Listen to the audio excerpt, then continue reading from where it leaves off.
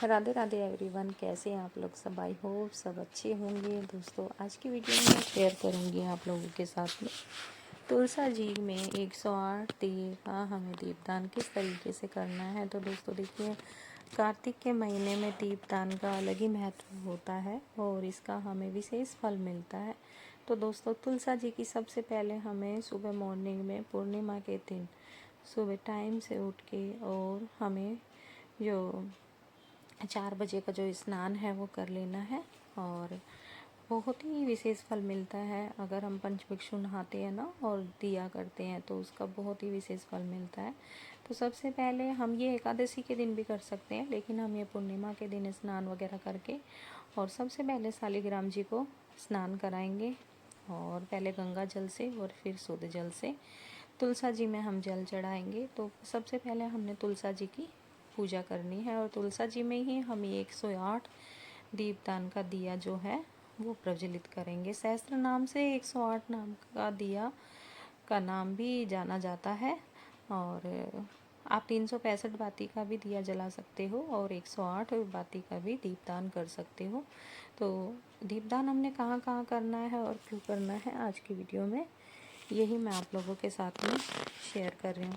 तो 108 दीप बाती का जो दीपदान है वो हमें जैसे पवित्र जो तीर्थ स्थल होते हैं उस पे कर सकते हो, शिवालय पे भी कर सकते हो, विष्णु भगवान जी के मंदिर में कर सकते हो, समी के पौधे में कर सकते हो और तुलसा जी में कर सकते हो।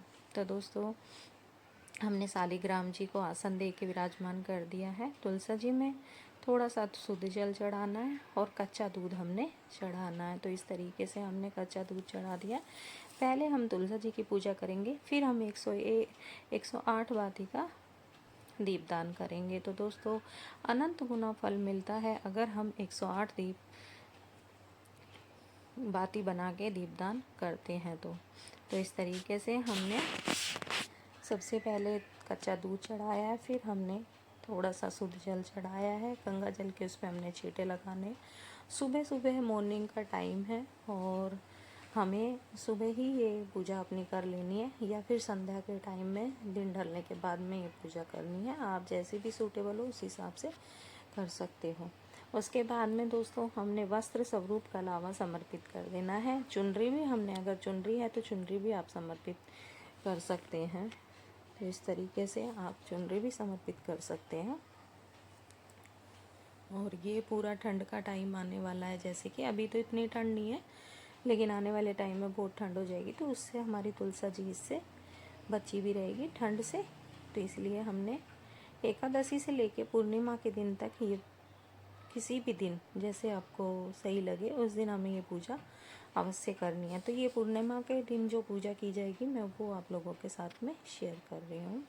तो वस्त्र स्वरूप हमने कलावा समर्पित किया, चुनरी समर्पित की। अब हम जो भी हमारे पास फूल है, शालिग्राम जी को, तुलसा जी को, सबको हम फूल समर्पित कर देंगे। जैसे आपके पास हो ना उस हिसाब से आपने फूल समर्पित कर देने हैं। और दोस्तों इसका बहुत ही अनंत गुना फल हमें मिलता है। अगर हम सच्चे दिल से कोई भी चीज़ देखो करते हैं ना तो उसका फल भी हमें अवश्य मिलता है। तो इस तरीके से हमने अपनी ये पूजा पाठ करनी है पूरा कार्तिक, चाहे हमने स्नान किया हो या फिर पूरा कार्तिक में या फिर हमने पूजा की हो, दीपदान किया हो या ना किया हो, अगर आप हम 5 दिन में कर लेते हो ना तो उसका फल भी उसी के बराबर, पूरे कार्तिक के फल के बराबर ही हमें फल मिलता है। तो दोस्तों अगर आप हो सके तो जैसे कि आप एकादशी को नहीं करवा पाए, द्वादशी को नहीं कर पाए, लेकिन पूर्णिमा के दिन हमें ये पूजा अवश्य करनी है। 16 सुहाग का सामान होता है वो हमें अपनी माता रानी को भेंट करना है, चढ़ा देना है। और इस तरीके से आप 16 ना हो 5 7 जितनी आप श्रद्धा के हिसाब से आपने ये पूजा अपनी संपन्न करनी होती है। उसके साथ में ही दोस्तों हमने देखो श्रृंगार का सामान चढ़ा देना है।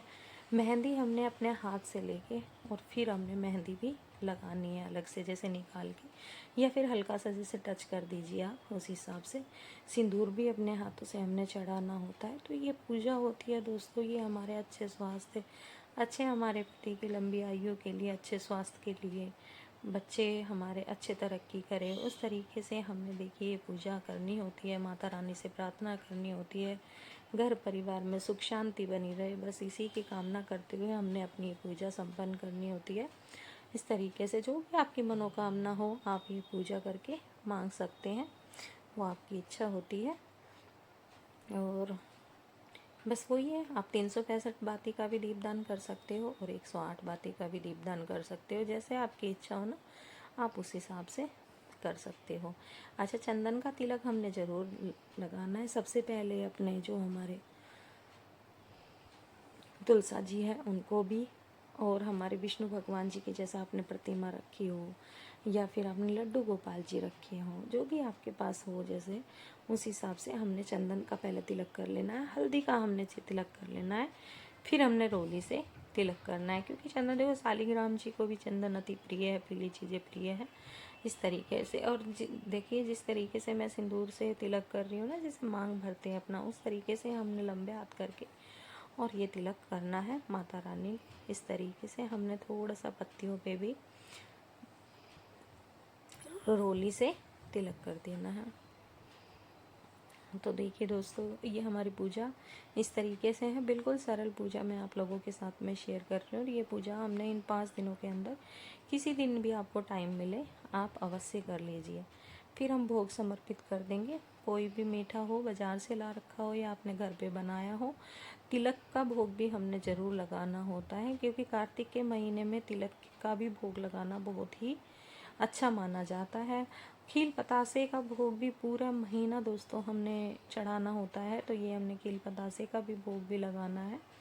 और जैसे हमने तुलसा जी में लगा दिया है, अब हमारा जो दिया है हमने वो तैयार कर लिया है एक साइड में। अब हम दिया प्रज्वलित करेंगे। तो दिया हमने 108 बाती का बनाया है। इस तरीके से धूप दीप दिखा के हमने आरती कर लेनी अपनी तुलसा मैया की, विष्णु भगवान जी की, गणेश जी भगवान जी की। और इस तरीके से हमने ये दोस्तों देखो, आप चतुर्दशी के दिन या पूर्णिमा के दिन, द्वादशी के दिन, त्रयोदशी के दिन ये दिया हमने, ये पूजा हमने अवश्य करनी है, एकादशी से लेके पूर्णिमा तक। तो अगर देखिए आपने नहीं की है तो आप ये पूर्णिमा के दिन अवश्य संध्या टाइम या सुबह के टाइम आप ये पूजा अवश्य करिए। हाथ जोड़ के पूजा में रही कमियों के लिए क्षमा याचना कीजिए, और बस माता रानी सब पे अपना आशीर्वाद बना रखे। ऐसे ही हमने माता रानी से अपनी प्रार्थना करनी है। फिर हम जल के चारों तरफ से, दिए के चारों तरफ से जल के छींटे लगा देंगे। इस तरीके से दोस्तों हम अपनी पूजा संपन्न करते हैं। राधे राधे।